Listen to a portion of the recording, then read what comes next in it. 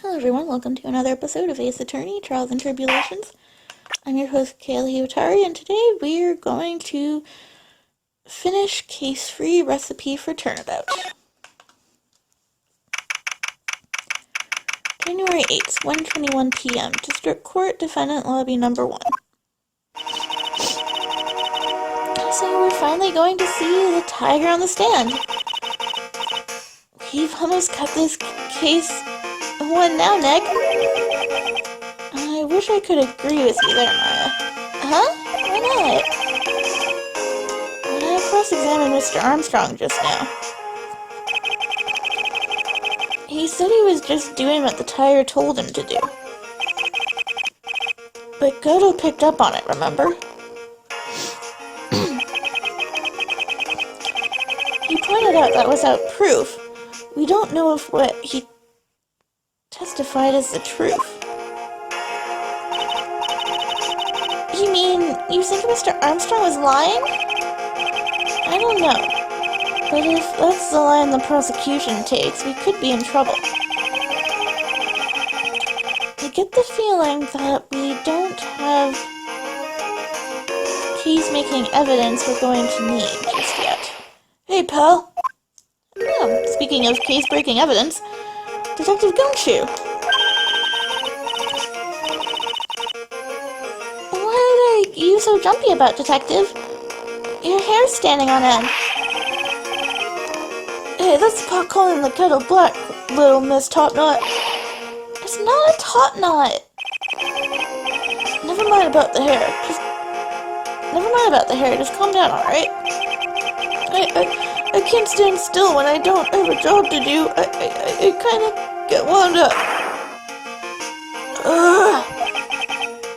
No kidding. You gotta have something you need me to do, pal, anything. Well, hey, I'm gonna take a jog back down to the precinct. I could get some prints analyzed for you if you've got an hour. An hour? The trial will have reconvened by then. But Nick, we still don't have a really decisive piece of evidence, right? True, without some kind of trump card to pull out of the bag, we're really stuck. You said you could get some fingerprint analysis done in an hour. You bet. In that case, would you mind checking the prints on this for me? Take that! If you're going back to the station anyway, could you find out whose prints are on this?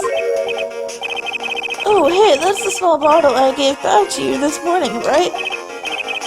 Yeah, I think it's time we solved the last mystery of whose prints are on it, who the prints on it belong to. Sure thing, pal. Actually, that's been gnawing at me too.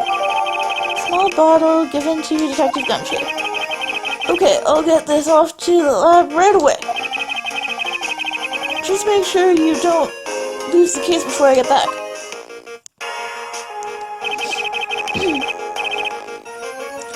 This is pretty much the final showdown, I guess. It's time to separate the phonies from the real guys. You just said you don't have a phony, Maya.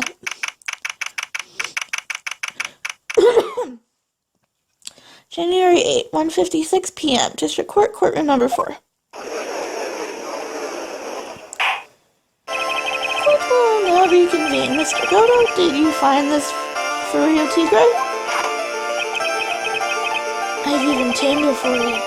It was a free cut job, no problem. Tamed him? The guy's name may be Furio Tigra, but come on. He's pretty lively. Be careful, he still bites. Very well, please show Mr. Tigra to the stand.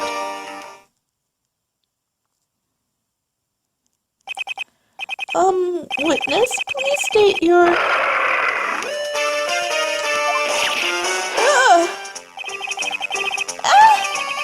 hide under the table, Mario. I Unless there is room for me down there, too. What'd you say to me? Nothing. I didn't say nothing. Honest. Who could have guessed that? Fear would induce a bad books on accident and the judge. Got business to take care of, you hear me? So who the hell called me in this hole? Was it you, Spiky? No, of course not. It was, the judge. Your Honor? Oh dear, I seem to have dropped my pen. Where on earth is it? Don't mind me, just carry on with the proceedings as normal. That's it, we're doomed. Maybe you didn't hear me, I said, who the hell was it that called me in here? There's no need to shout. We can all hear you. What'd you say? There's no point struggling. You're caught in a snare. The relentless snare of the law. And I'm the one that held you in.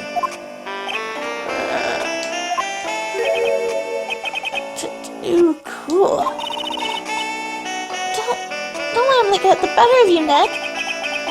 Let's start with the basics. You know about the incident in question, correct? Incident? I don't know nothing about no stinking incident, math boy. You mean you didn't attend the previous trial of Maggie Bird? Maggie who? I've got more important things to do than watch courtroom dramas. Of course. Well, perhaps you could give us your testimony then. Please tell us about what you did on the day of the murder. Phoenix Wright. You's the one who set this up, didn't you? He's gonna regret that day you ruffled the tiger's fur. You hear what I'm saying? Maybe I should have brought a diaper with me today. Get a grip, Nick. This coming from the girl under the table. The tiger's alibi. I don't know nothing about no murder. I was tied up with business in December last year. Spent all of my time in my office. I got wills lined up to borrow cash from tender lender every single day. You want to check my alibi? Just ask Violetta.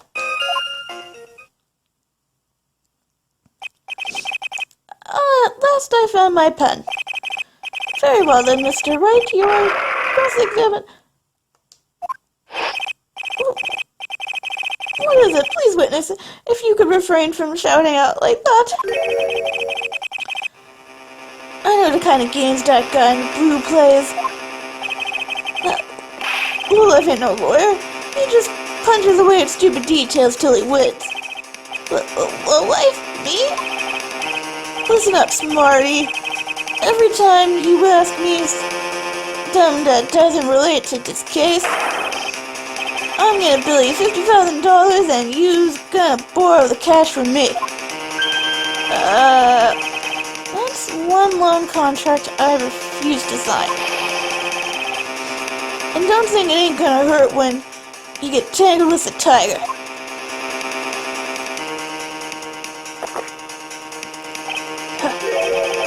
I love a good spectator sport. Just a minute, that's really not... This witness is... How can I put it? A hungry tiger roaming the urban jungle. Get on his bad side, and he'll bite everyone's heads off. Yours too. Very well. I have no choice but to impose a penalty system here. You've better be listening. I said I got business to take care of. Big business. If I don't split now, I ain't gonna catch my bus. The court will impose a penalty for any irrelevant pressing of witness testimony. Keep that in mind as you begin your cross-examination, Mr. Wright. Yes, Your Honor. You can do it, Nick. Come out from under there already, would you, Maya? Oh, great. Now I'm gonna get penalties for pressing. Oh, I hate when they do that. Okay,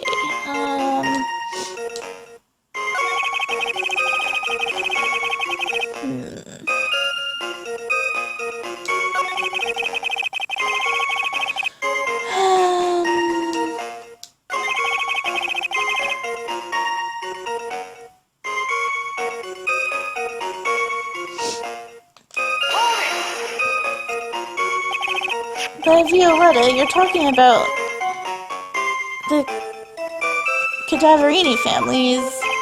Yeah. You don't want to cross them, as you've gotta wind up sleeping with the fishes. Once the Godfather finds out you've been dragging Violetta through the mud, he'll do you in. Sorry, I couldn't quite put it all together towards the end there. He said that just like Viola, didn't he? I get the feeling this might not be the right time to probe him about her. Okay, we'll leave it for now. It's too dangerous to press things without knowing where they might end up. I'd better just focus on gathering information at the moment. Well then, Mr. Tigra, will you mind repeating your testimony from the beginning, please? My time ain't free here. You better remember that. If I miss that bus, someone's gonna pay. Okay.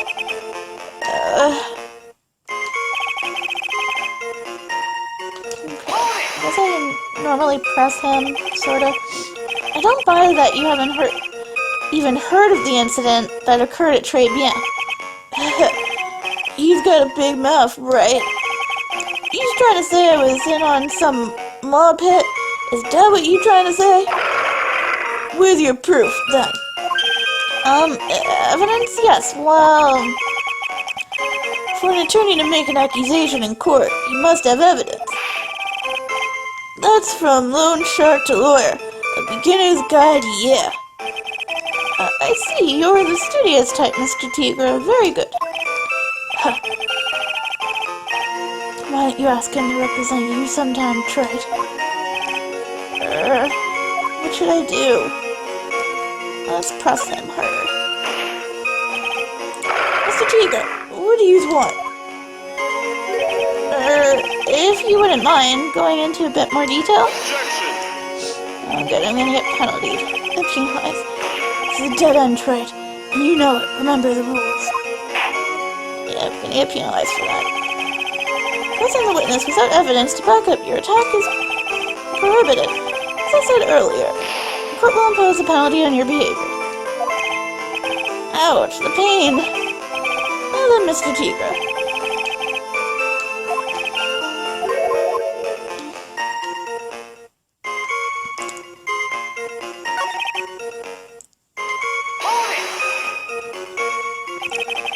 Are you sure about that? We're talking about 1 month ago, you know? You see these teeth? That's how sharp my secretary is. Sharp? Is he talking about Viola Cadaverini?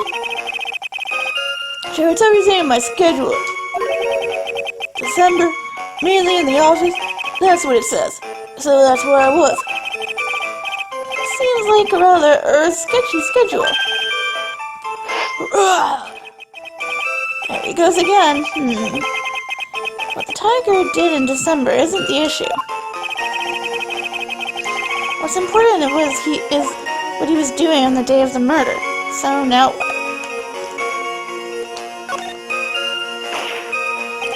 Mr. Tigra, what do you want? Oh, I'm getting penalized again.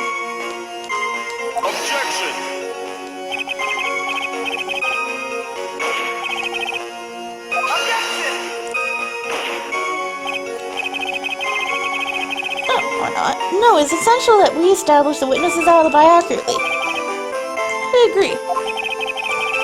The victim was killed on December 3rd. Were you in the office that day, too? Maybe you ain't listening. Of course I was. I never set foot outside. I had meetings all day with a bunch of cats wanting to do business with me. I ain't never seen that young kid before. I do believe the witness's last statement was important. Mr. Godo, if you could, please. Mr. Tiger, the court asks you to add that last statement to your testimony. Don't let an animal beat you. Be a man, Your Honor, and ask him yourself. The days he was talking about. I was in the office too. I never saw that kid before.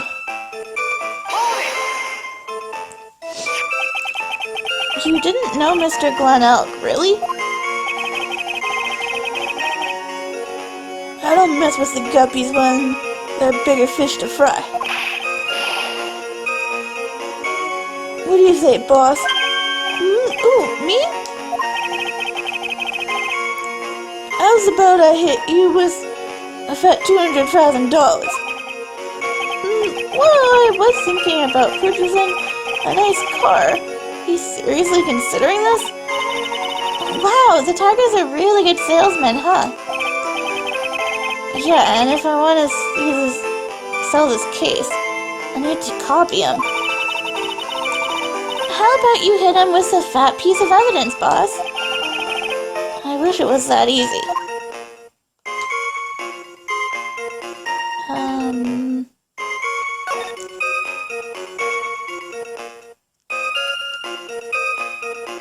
Oh, wait. Don't I have something here that'll help?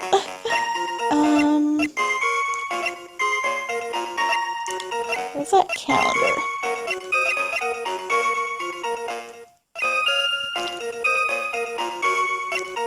Do I even still have it? Nope. I mean, they reorganized my evidence on me. Oh, there it is. On December 3rd, the day of the incident, there is a note saying, "Meet with the Tiger." Hello! There we go. Mr. Tigre, you claim you didn't know Mr. Glen Elk, but it appears that Mr. Elk knew you. What? Mr. Elk left this little note on his calendar. Meet with the Tiger, dated December 3rd. December 3rd? That's the day of the murder.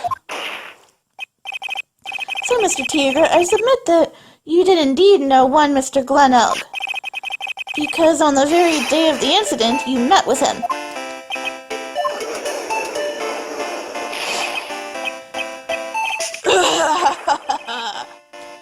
Not bad. He was actually not bad. So sorry. I was just messing with you to see how good you were. Did you hear that, Ned? He said you're not bad. That's one compliment I can do without. Plus he's lying through his teeth. Witness, please remember that you're under oath. Lies will not be tolerated. You've called me a liar. Is that what you're doing? Oh! So you're saying that you claim to have never seen that kid before is the truth? I said I'm dead serious. You better believe that's the truth. And I'd say that gives me time to enjoy another cup of pure black magic. That is, will you testify for the court again, Mr. Tigre? Oh yes, would you mind indulging the court, witness? He never actually met the victim. That's gotta be a lie right there. It's time I nailed this guy. The victim, Glen Elk. I know, liar. I never met Glen Elk. There was some lame guy with that name, though. Wanted to borrow cash from me. I set up a meeting with the guy at my office, Tender Lender. I waited around for him.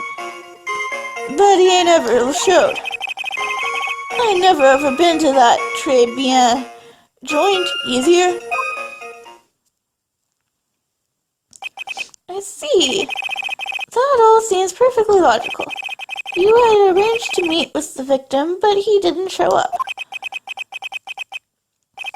I've heard it's pretty hard to keep appointments when you're dead.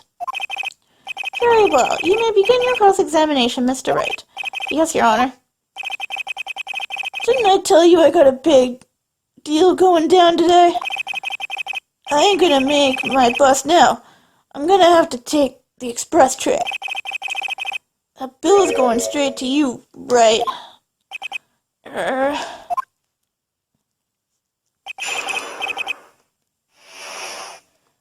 Okay.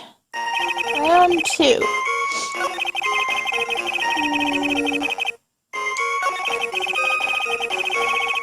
Set up his meeting at his office.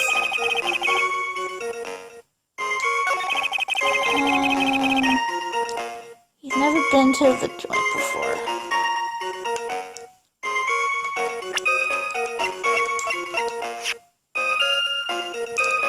John's debt. The owner of the loan is tender lender. Now, is this where I use some matches?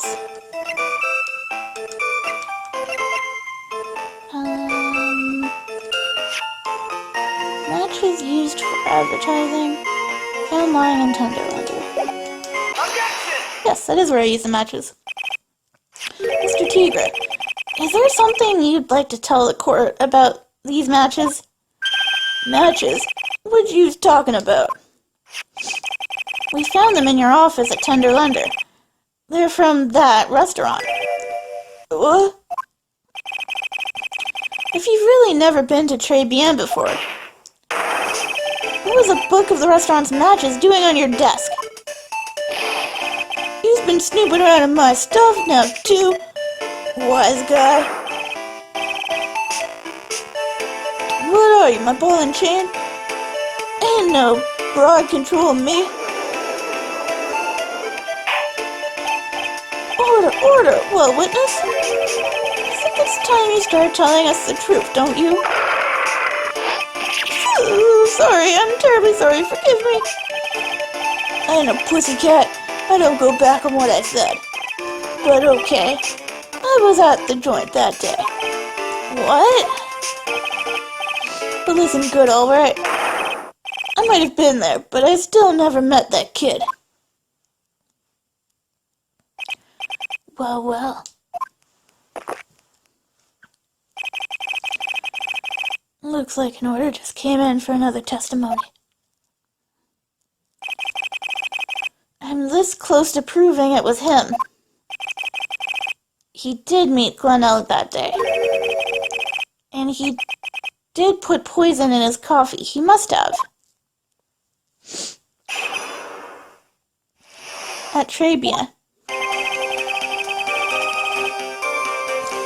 I was supposed to meet with the kid at the restaurant that afternoon.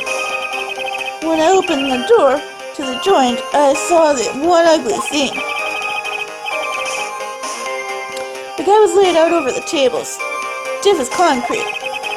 I figured if the place wasn't hot already, it was gonna be, so I split. I heard the cop sirens on my way out, and I went straight back to my office. I see. You didn't actually meet with him in the end, then. Well, Mr. Wright, your cross-examination, please. Yes, Your Honor. Hold on, if I wait around here any longer, I ain't even gonna make the normal express. No more stupid questions.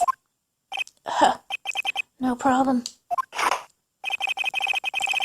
Anytime Trite presses you on something irrelevant, I'll see he pays a penalty. Mr. Godo, that's my job. Your job is to slam that little hammer of yours and call a guilty verdict. So do it. Yes, sir. The special express ain't cheap, right? Just so's you know, since you's paying. Oh, man. Doesn't the rule of law mean anything around here?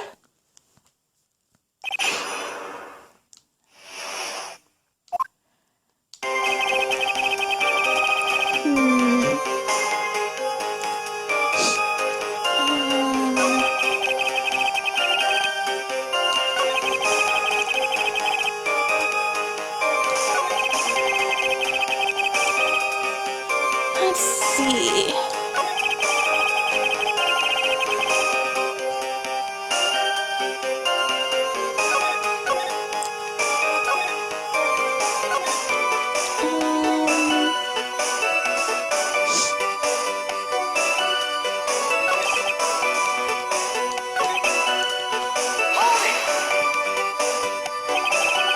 You mean you saw Glenelg's dead body? I guess I did, but I only saw him from behind. He was wearing some raggy bit of cloth he called a hat. And what time was this? I don't know. Huh? You know what winds me up more than anything else in the world? Watches, round watches. I ain't gonna pollute my paws with some ticking hand picker. Out of interest, Mr. Tigre, what winds you up the second most?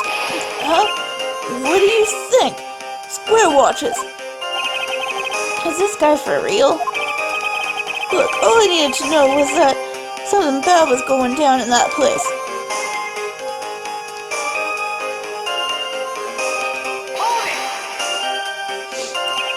So you didn't actually set foot inside the restaurant then?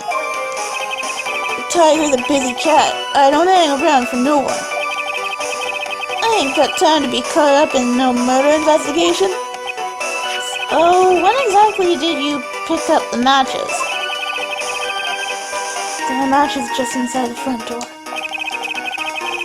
Our detective friend wound up in trouble, which the chef has to take him 5 books home. Poor Gumshoe. It's almost enough to make a man cry.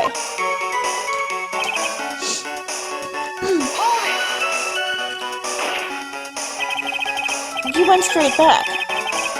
Did a bout of guilty suddenly hit you for what you did? What are you trying to say? You trying to tell me you ain't never been guilty or nothing? We all have our crosses to bear. We all have to swallow the dark secrets we hide. Like this. The courtroom's not exactly the place to talk about dark secrets, is it? Seems you've done it again, Mr. Wright. Another irrelevant line of questioning. So I get a penalty. Yay. How about a penalty for those 2 jokers and the garbage they keep coming up with? Well, Nick, what do you think? He's running out of ways to avoid the truth. I need to press him fast before he has time to think things through. I've got to come right back at him with a contradiction. Be careful what you press him on, though, or you'll get penalized, okay?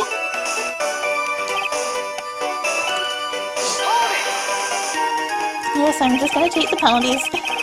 So the meeting wasn't due to take place in Tenderlander at all then. Kid was making a fuss about coming into the office. It's always that way when I want to talk about repayments. Even though I got the best punching bag you ever seen and there aren't any issues.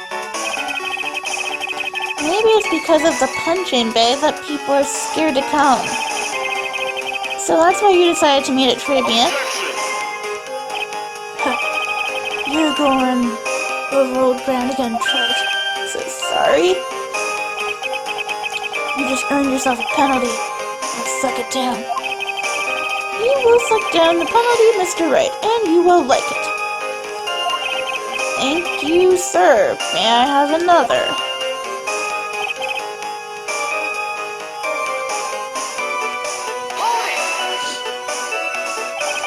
An ugly scene. Witness has already told his threat, which makes that question irrelevant. But that's all the information I'm gonna get out of him. I limit myself to 17 cups of coffee during a trial. So you better limit the number of times you take a penalty, trite. Your guts will look like the inside of a chimney, ashen. Don't make me burn you again, Mr. Wright. I guess I shouldn't have pressed him on that. Guess I'm gonna make that special express after all. So to recap, this ugly scene you saw was... I figured out what to do on my own. I just kind of cut it out. I was having some difficulty figuring it out, but I did figure it out. Is the floor plans, but they're on this statement. Objection! His second statement. You're something of a loan-collecting pro, aren't you, Mr. Tiger? No one escapes the tiger's clutches. Well, I'm something of a lie-detecting pro. And no one escapes the phoenix's clutches. I think it's time we got something straight. What's this, trite? A new line of irrelevant questioning. These are the floor plans of the crime scene.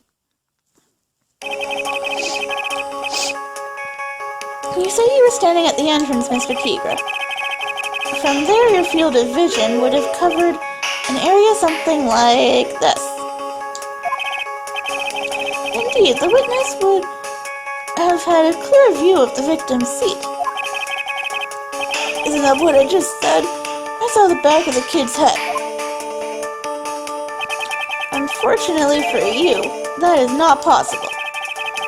If the court would think back, you'll remember that between each of the tables is a tall partition. Why, that's true. Now look at the plans again. The truth is painfully obvious.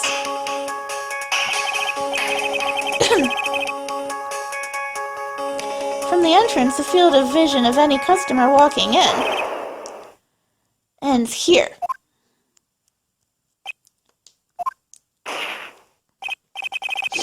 So from the entrance of Tribulations, you couldn't have seen the victim's seat. But you did see the victim that day, because you met with him. Wrong. Have you forgotten the old man's testimony yesterday? The victim was alone at his table. But the defense just proved that point to be mute. The victim, witnessed by Mr. Kudo, was not Glenn Elk, but a fake. What?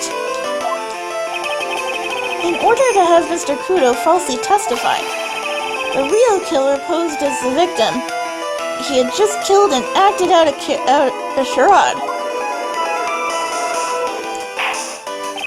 That will do. This trial has gone on long enough without the obvious question being answered. Who exactly was the real killer who impersonated the victim? You say the killer murdered Glenn Elk, and then impersonated his victim in a performance for Victor Kudo? In that case, Mr. Wright, reveal the identity of the criminal to this court.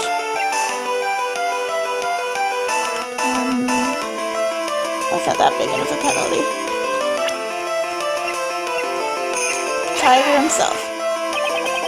Obviously, the killer is Furio Tigra. No one else could have done it.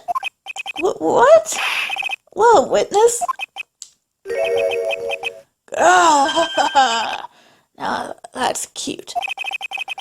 You think you can pin this on the tiger? Maybe you just don't understand. The tiger is king of the jungle. So I dare you to say it again. Come on. You get the guts. You can't threaten me, Mr. Tiger. It's the defense. Go ahead and tell the witness, Mr. Wright. Mr. Wright? Sounds to me like it must be you, old man. You've got guts, I'll give you that. Mr. Wright, do not leave me to handle this alone. Perhaps I can end this embarrassment. Mr. Goto! Let's just go back over Mr. Kudo's testimony one more time. The old man didn't see just the victim. Oh, no. The servant girl brought him a Javicino, but she put something in it. There's no question about it. She very conspicuously put some white powder in there. Was the victim you saw the real victim or not? That doesn't matter. The fact remains, he saw the accused put the poison into the coffee. Yes, it was the waitress who poisoned...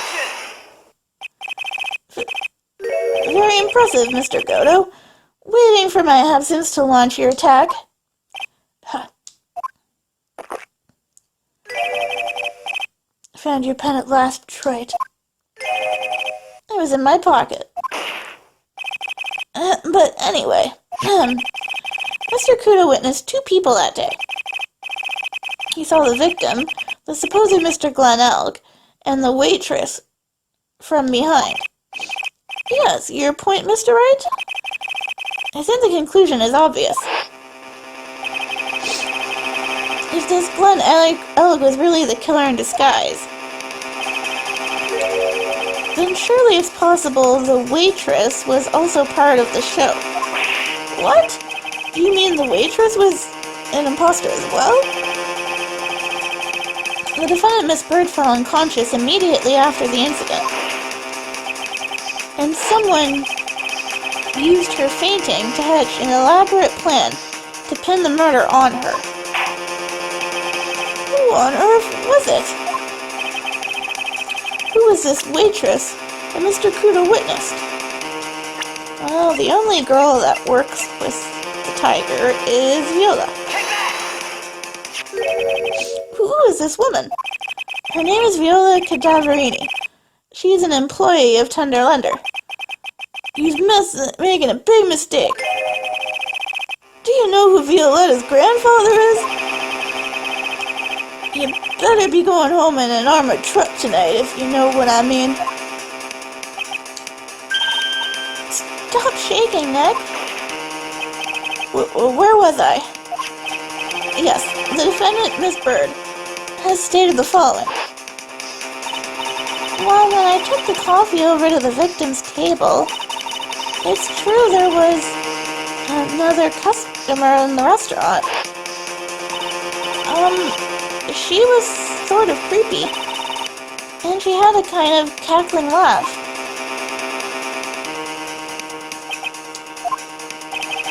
There are just too many contradictions in this case. The second man at the victim's table, whom nobody but Miss Bird seems to have seen. The earpiece worn by the victim in his left ear when that eardrum was ruptured. And the radio show he was supposedly listening to, half an hour after it was over. There's only one logical explanation that clears up all of these contradictions. The whole incident took place twice. Once for real and once for show. Mr. Furio Tigra, the only person who could have committed the crime, was you.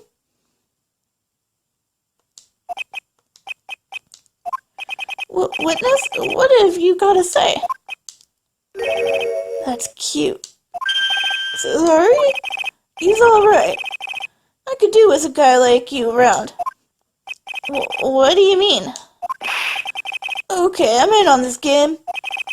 I'm gonna have to charter a jet to get me to my meeting now, but I'm gonna give you one more thing to think about before I go.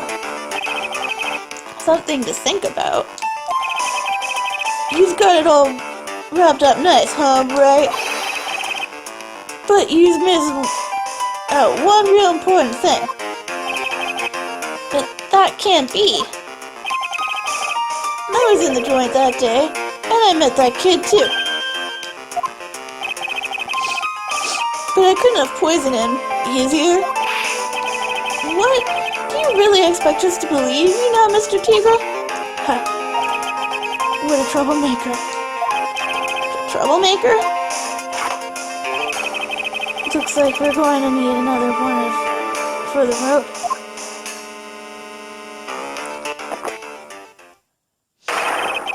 One more steaming cup of hot testimony. Indeed. Witness, you will explain yourself to the court. I will give you one more chance to testify. What happened that day at Tribulations between yourself and the victim? Oh, this isn't going to be good. Ties to the victim. Yeah, I loaned El Cash about $100,000. That day we was due to have a little chat. The kid had his payback date, see? So anyway, he tells me he's got no way to pay up.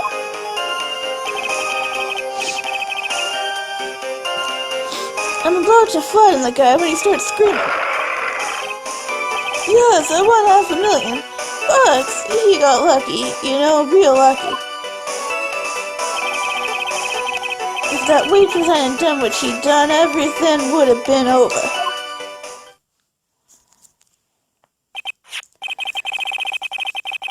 Now I see that the principal amount you loaned to Mr. Ugg was $50,000. Yeah, well, he's got the VIG to take into account. Interest builds up fast, That's faster than fast. $100,000 is twice his principal. And the repayment deadline was December 3rd, the day of the incident in question. Yeah, he was one lucky kid. He got that $500,000 just in time. So, I ain't have no reason to kill the kid. And if I ain't got no motive, he ain't got no case. His motive? He has to have one, but what is it?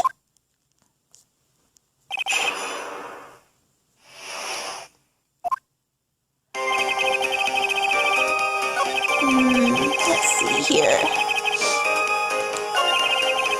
Anyway, he tells me he's got no way to pay up. Let's start there. How much did he have left on his debt? He won in round figures about $100,000 bucks. That's the whole amount. We're talking about a guy who had 50 cents in his wallet. What? You telling me he wasn't even gonna pay for the coffee? He certainly seems to have been a brave man, this Mr. Elg. That guy was smooth, I tells you, real smooth. You'll have your money in less than 5 minutes. That's what he says to me. The guy then calls me the tender tiger. He was skating on thin ice with me.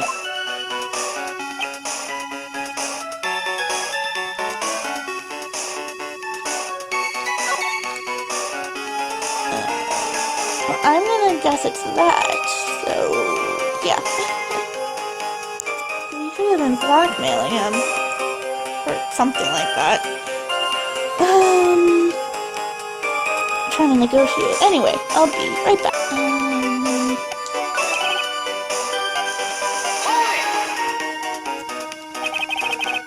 Is that because the guy won the lottery was his last chance at a big win? You can confirm that this is the ticket in question? That's it. The Millionaire Radio Show starts at 1:30 p.m. and runs for 10 minutes. That fixes the time you two met with some accuracy. And the whole scene was acted out again 30 minutes later. Also that Mr. Kudo would see it. I can still see the kid's face now. I ain't never gonna forget it.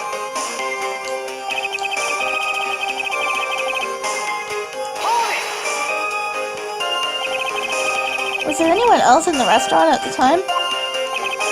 I don't remember. There was no one there.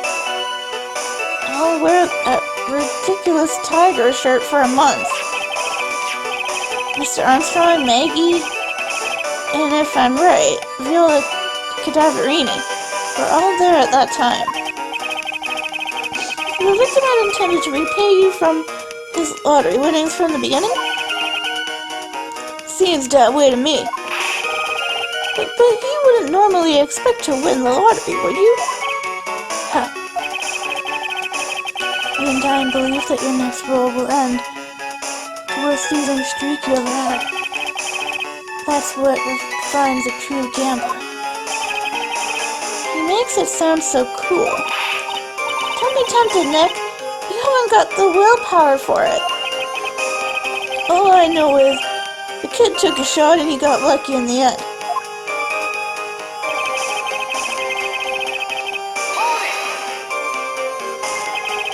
The waitress, you mean the girl with the glasses in the defendant's chair. Who else could I mean? If she hadn't got in the way, things would have been bada bing, bada boom, over and done with. Maybe I should push a little on this. Ask about what Maggie did, or ask how things would have been.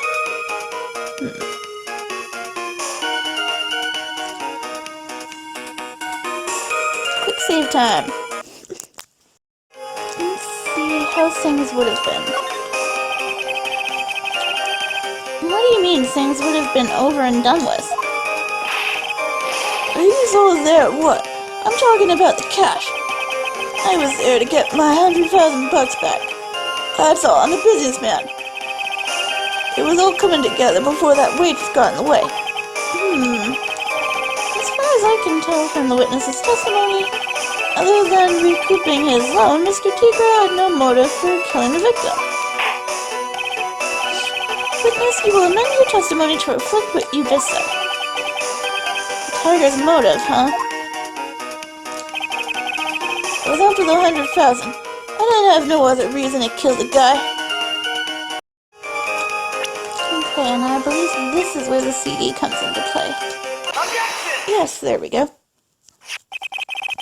So you just intended to get back the $100,000 Mr. Elg owed you, correct? I loaned the guy the cash, so that's my right.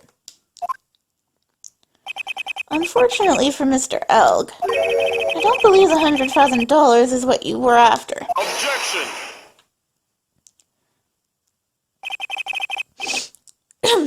What are you getting at, Trite? What else would a moneylender be after than money? Oh, the moneylender was after money. But money in a totally different league.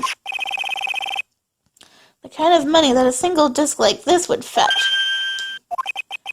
What is that? A computer virus, Your Honor. A virus called MC Bomber. A computer virus? What does one of those do?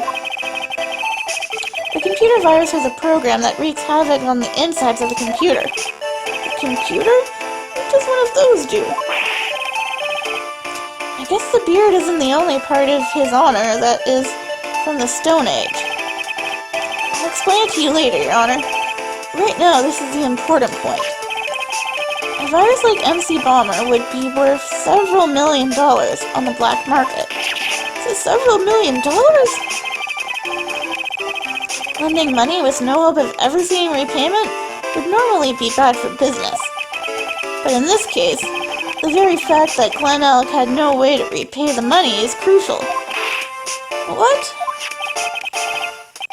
Glenn Elk was a programmer, a highly skilled programmer. That skill was the collateral Mr. Elk put up in order to borrow the money. Objection! You're trying to suggest the witness's motive was to get hold of that program? Exactly.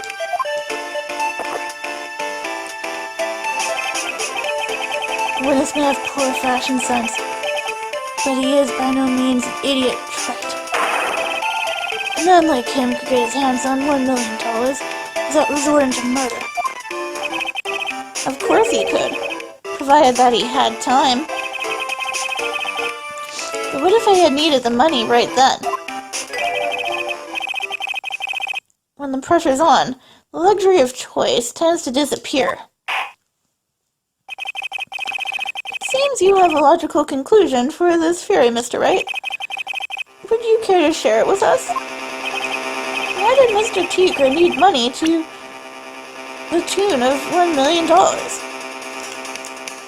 I know this is my last strike, but I'm pretty sure it's the surgery papers.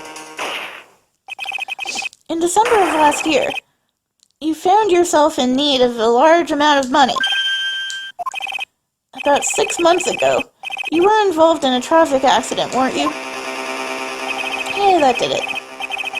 An accident involving a car and a scooter, in which a young woman was injured.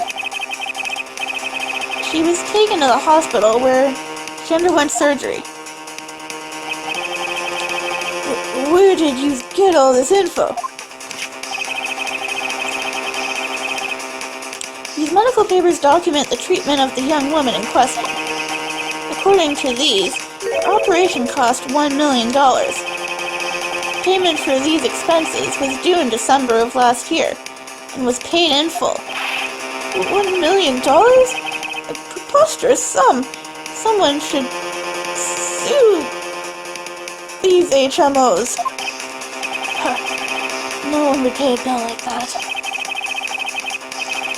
If the medical association got wind of it, the hospital would end up as dead as a morgue.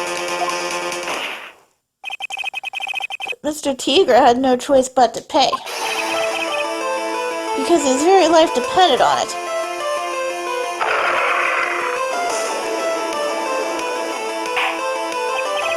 Order! You say his life depended on it, Mr. Wright? Indeed it did, simply because the injured woman was none other than Viola Cadaverini. Did you say Cadaverini? Viola Cadaverini, mob boss in charge of all underworld activities in the city, and doting grandfather to his precious Violetta, also known as Viola Cadaverini. Ugh. Your life was in danger unless you paid compensation to the boss, correct? It makes sense.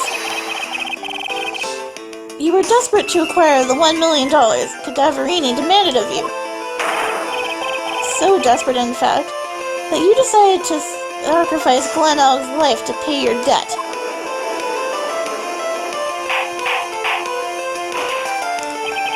On the day of the murder, Mr. Tigre's sole intention was to get his hands on this CD. Glen Elg had no way of paying back the $100,000, and Mr. Tigre knew it. But then a miracle happened. The kind that Mr. Tigre would prefer to say never happened. But he can't. Neither can I. A lottery win. Exactly.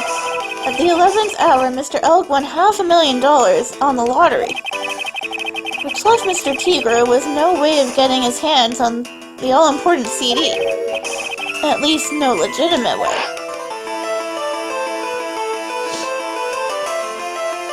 So he doused the coffee. So he resorted to illegitimate methods. That's crazy. He murdered Glen Elg and then made his next move to frame Maggie Bird for the crime. Mr. Tigre posed as Glen Elg, while Viola Cadaverini played the role of Miss Bird. And then they reenacted the whole thing in order to establish a witness. The witness being the one we all heard testify yesterday, Mr. Victor Kudo. Like I said, trite. That's crazy. No one could pull off a stunt like that. For starters, there's no way the chef could have been kept out of it. But Mr. Armstrong knew all about it. Have you forgotten already, Mr. Godo? Mr. Armstrong owed the witness money, too. $500,000, in fact. He had no choice but to go along with Mr. Tigra's plan.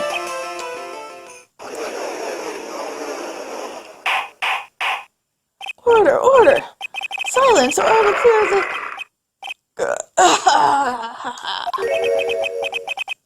You've put on a good show, Spiky. If you want to stay alive in the loan shark business, you gotta be careful. You saying I dressed up like that kid, create a witness, and frame someone? If I did something crazy like that, I'd leave a trail as bright as my shirt. I ain't dumb enough to do something sloppy like that. I agree. What? Despite your appearance, you are very careful. That's why you took one more precaution. One more trick to make sure Miss Bird had no way out. What? Another one, Mr. Wright? Interesting. Why don't you fill us all in, trite? What was this trick you say Mr. Tigra performed to frame the accused? I didn't do a save. Paper badge. What on earth is that? An insult to think anyone could be fooled by such a childish imitation. Consider yourself insulted, Your Honor. Mr. Tigra, you didn't just pose as a victim on the day in question. Months ago, in this very court, you posed as me. What? That's the truth. But the witness looks nothing like you, Mr. Wright. Although, now that I think about it, it was you, wasn't it? Yeah, now you remember, Mr. Judge. No doubt it was you, standing in here this very court a mere months ago. The Phoenix Wright who put on the most disreputable shabby defense I'd ever seen. Ugh. Objection! Can you prove that, Gramps? Prove the attorney who represented the accused 4 months ago was this man. Are you prepared to take the stand and testify that it was him? Oh.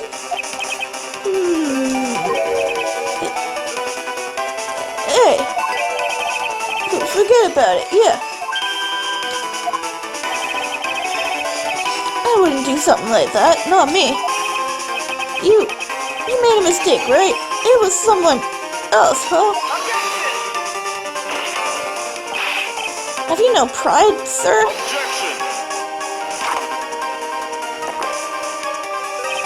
This isn't a matter of pride. In case you didn't know, trite, here in court we deal with people's lives.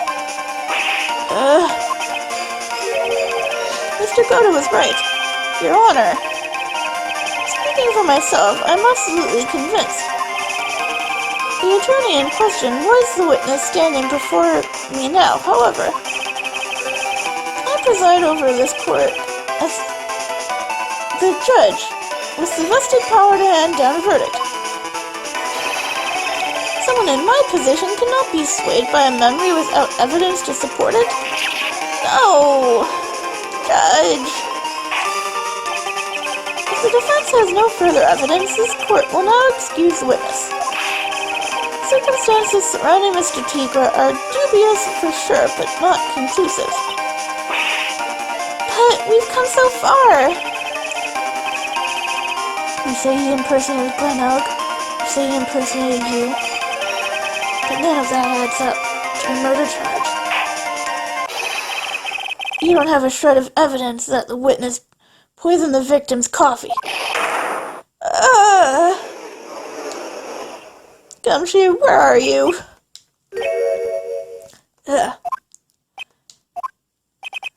Sucks to be you, right? Don't mess with the tiger. You're going to get mauled. He's got that. All we managed to do here was chase him around a bit. But I was so close to getting him to admit his own guilt. Huh. Looks like I won't be needing a refill. If I just had one more piece of evidence, and maybe I could get Maggie off the hook. The witness's cross-examination is over. You're free to go, Mr. Tiger. Hold it!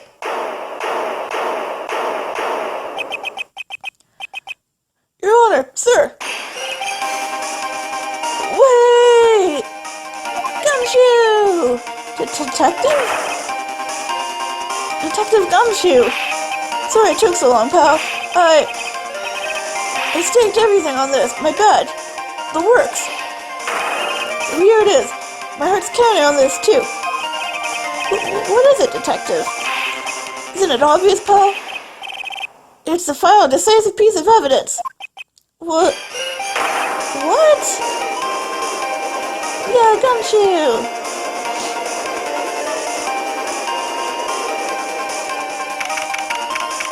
January 8th, 2:48 p.m. District Court Defendant Lobby Number 1. Sorry it took so long, pal, but I finally got the results from the lab.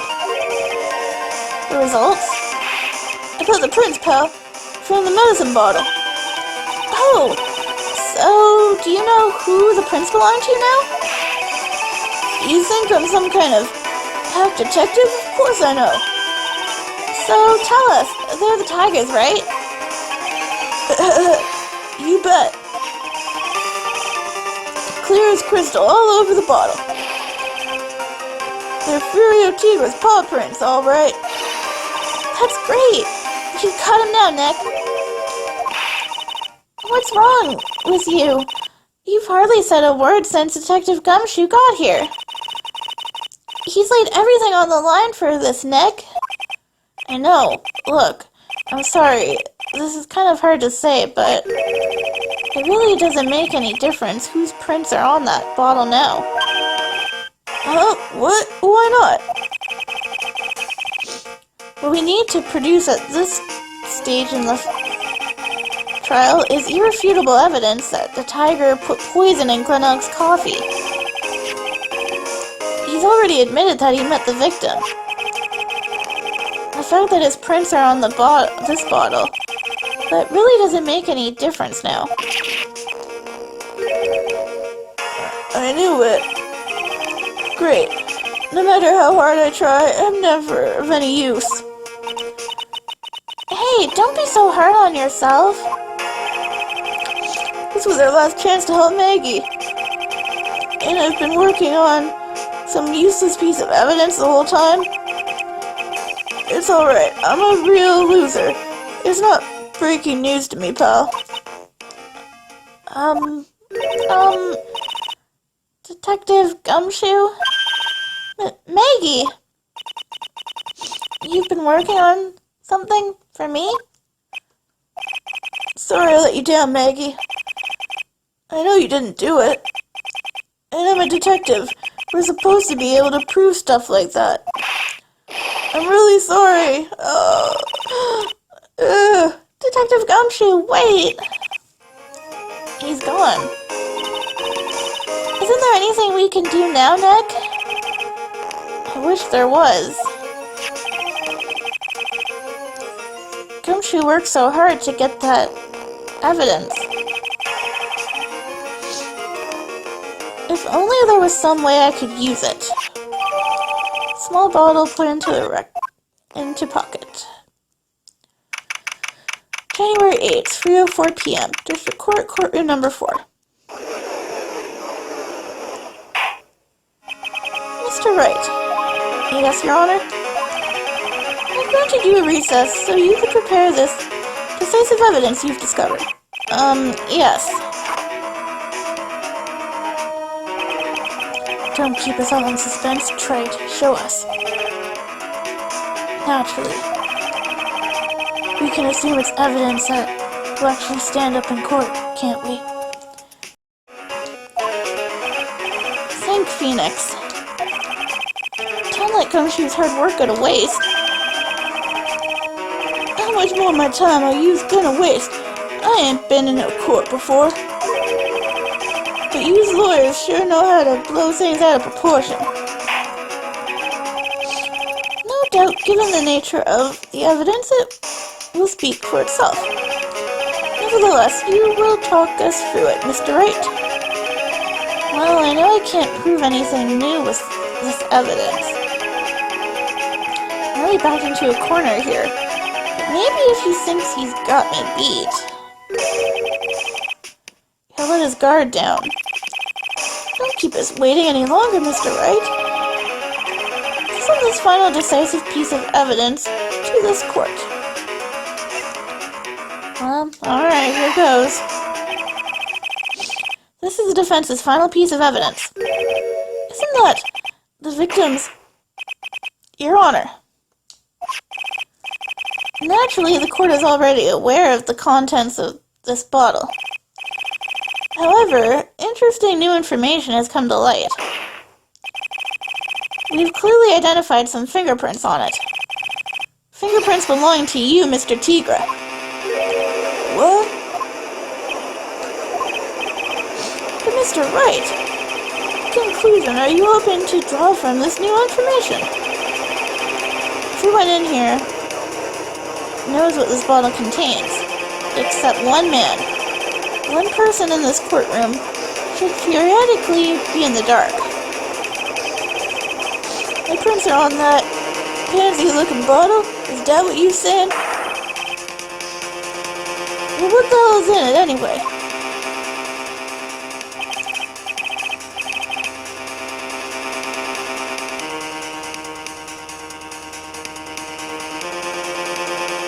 I apologize for the airplane that's flying over. You can probably hear it.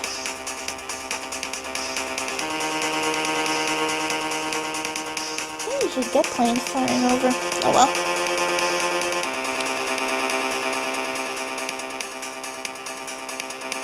A phony trial, a phony lawyer, and phony clues. Everything about this case has been phony. Seems like the perfect excuse for some phony evidence. Mr. Tigre, this is a decisive piece of evidence that we will prove your guilt. Why? Because it contains potassium cyanide. This is a bottle containing the potassium cyanide.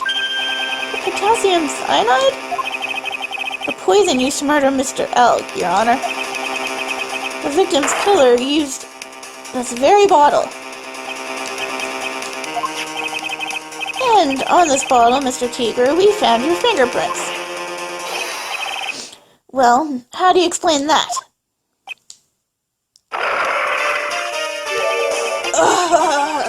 You made a good clown. You know that? What? This ain't never gonna get this to stick. It's just making me laugh now. You think a cheap bluff like that's gonna fool the tiger? A bluff? I can see straight through you, Phoenix Wright. That ain't the bottle with the cyanide in it. No, this is the bottle we found traces of the poison in. Don't mess with the tiger or you're gonna get ripped to shreds. The cyanide bottle was brown, and it was made of glass. That cheap piece of trash don't look nothing like it. You walked right into that one.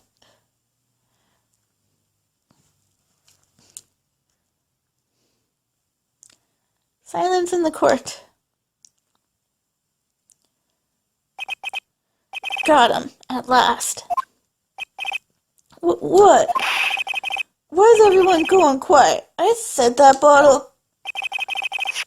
Is this the bottle you're referring to? Yeah, that's it. That's the bottle the cyanide was in. But you ain't gonna find my prints on that bottle. Don't let that cozy-looking suit fool you, people. That lawyer's just playing games.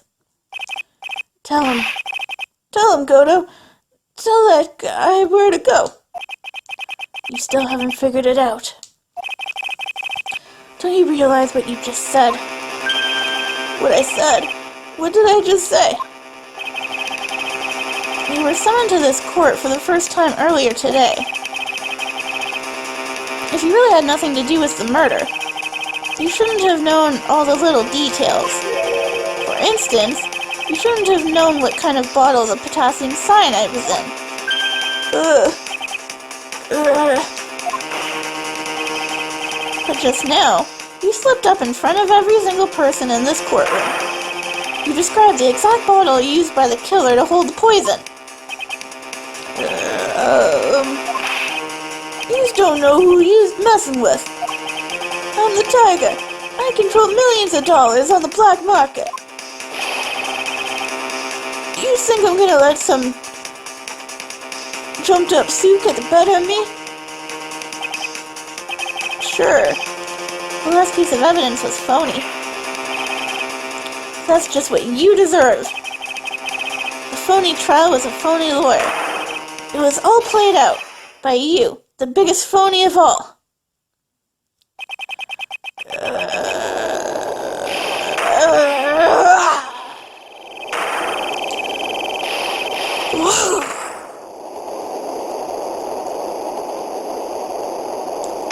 Best roar I can do.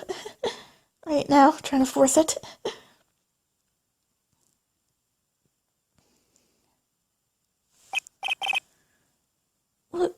What's going on? It looks like a blackout.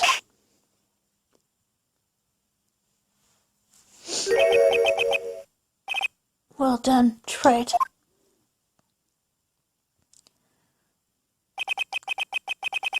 I saved my 17th cup of coffee just for you.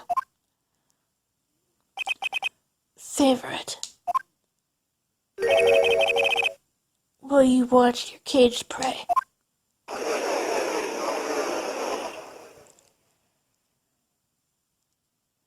Well, that's the end of the trial. We managed our way through it. Alright, you caught a tiger by his toe. But if this one hollers, he won't be let go. The prosecution will be sure to take care of Mr. Tigra, won't you, Mr. Godo? He is being arrested on suspicion of the murder of Glen Alexander. Fortunately for us, we managed to rectify a very grave error. Miss Bird was found guilty in the absence of a genuine defense attorney. Yes, she was. And in the absence of genuine evidence. But the tiger made one mistake. Indeed. She very nearly got away with everything if it wasn't for that one slip of the tongue. Furio Tigra is a truly frightening criminal. Ha! The truly frightening one is that defense attorney over there. Dodo. Well, I am now in a position to deliver my verdict. This court finds the defendant, Maggie Bird, not guilty.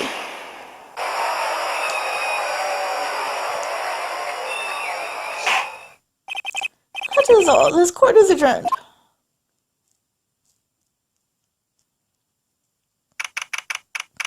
January 8th, 4:10 p.m. District Court Defendant Lobby Number 1.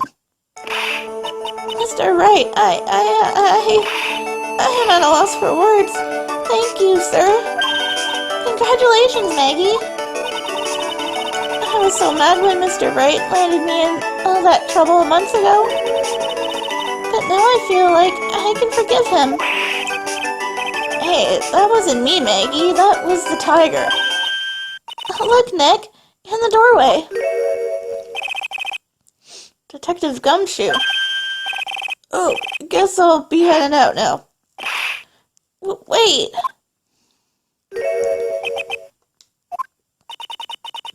Detective Gumshoe? Oh, yeah, congratulations, Maggie. Thanks. I knew you were innocent all along. Why didn't you say that in your testimony, then? Huh? Oh, well, I was... Well, guess I'll be heading off, then. Wait up, Detective. He just ran off. Maggie, why are you being so hard on him? He busted his butt for you. It's thanks to him that we got the medication bottle. It wasn't even any use, but it's only because Mr. Wright used it so cleverly. Detective Gumshoe was just running around in circles. Poor guy. Look like she still isn't ready to forgive him. Can't you put in a good word for him, Nick? Yeah, Maya's right. I should help Gumshoe out. It's clear he needs it. Maggie? You know Detective Gumshoe's been really worried about you through all of this. I wanted to believe that, sir. But on the first day of the trial, he practically gave the judge a free pass to lock me up. He didn't have any choice, Maggie. He's a detective. He has to report the facts. He doubted me. That's why he thought I might have done it. I've got to prove to her that Gumshoe really cares about her. I know. I'll give her a little present to celebrate her freedom. So funny. Where are they? There they are. Here you are, a present to celebrate your freedom. That's a present from Detective Gumshoe, made with a ton of love. He said you lost weight and he was worried about you. Detective Gumshoe? I actually really like weenies, you know? Did you guys hear that? I'm pretty hungry myself, you know? Yeah, the trial dragged on a bit today, didn't it? Is it okay I eat this now? Yes, Maggie, you go ahead and eat that.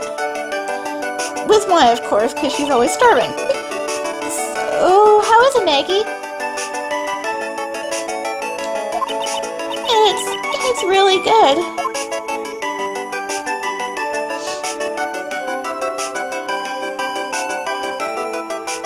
So, the case of phony versus genuine comes to an end. The false allegations surrounding Maggie have all been cleared up. And who knows, maybe a new chapter of her life is about to start.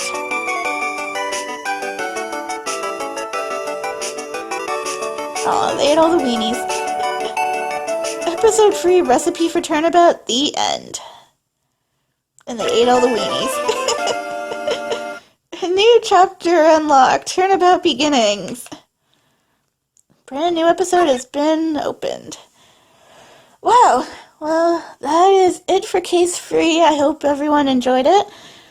I'm your host, Kayla Hiwatari. Please like, subscribe, comment, let me know what you think. And next time, we will begin Case 4. See you then.